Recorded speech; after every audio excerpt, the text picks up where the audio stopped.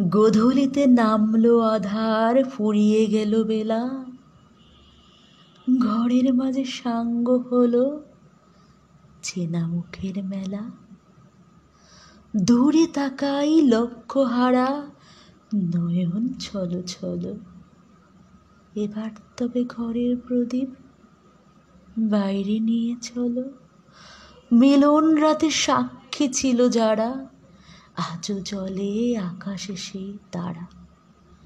পাণ্ডু আধার বিদায় রাতের শেষে, যে তাকাতো শিশির সজল শূন্যতা উদ্দেশ্যে, সেই তারকাই তেমনি চেয়ে আছে অস্তলোকের প্রান্তধারের কাছে।